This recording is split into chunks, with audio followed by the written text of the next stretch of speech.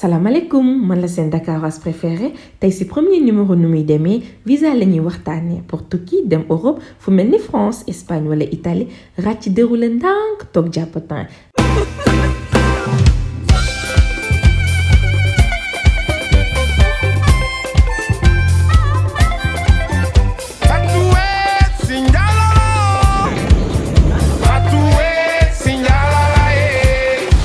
wutum visa ni lay demee d'abord jàppal ni am na 3 façons visa lépp mi ngi dépendre si loo fay uti ak ñaata temps nga fay def su fekkee ñetti weer nga fay am wala lu ko yées mën nga am visa court séjour visa boobu mën na la permettre nga dem si 25 dëkk yu bokkul ak bi nga jëm si biir espace Schengen bi si topp mooy visa long séjour soo bëggee def 3 mois ba 1 an waaye nag bu diir bi jeexee mën nga ko yokk soo demee si préfecture bi la gën a jege fekk nga yore luy firndeel ni farata moo la fa bàyyi wala nga ñibbi si ndànk si doomu daa bi ak ceebu jën bi bugguma benn coow nag bi si des mooy visa de transit aéroportuaire maanaam su fekkee da ngay jaar si aéroport bi jàll dem feneen pour am visa nu muy demee jarul dem si sëriñ wala si samba boy ñu lay teg dil doo ngaaka nag par exemple su fekkee France ngay dem da ngay dugg si site internet ambassade de France www.france-visa.gouv.fr nga créer fa compte remplir formulaire de demande bi imprimer ko signer ko loolu nag day fekk nga am passeport soo paree dem si site VFS Global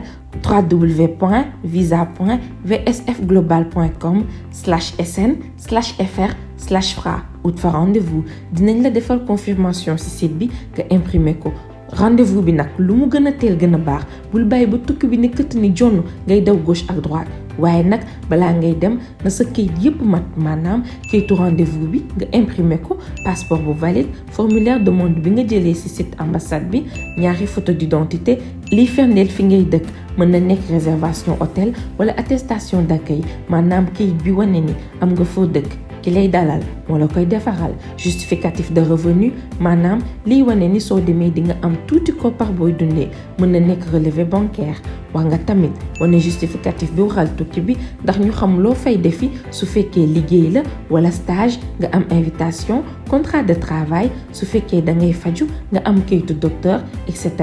attestation assurance maladie tamit wax nga koo am ci compagnie d'assurance yi di nga yóbbaale tamit attestation de réservation de billet maanaam liy wane ni da nga nar a jënd billet d'avion loolu nag agence de voyage yu bari ñoo koy jaayee 35 000 ba 40 000 francs soo amee visa ba nar a tukki dañ koy génne ci njëgu billet bi jàppal ni bépp dossier bu matul mën nañ ko rejeter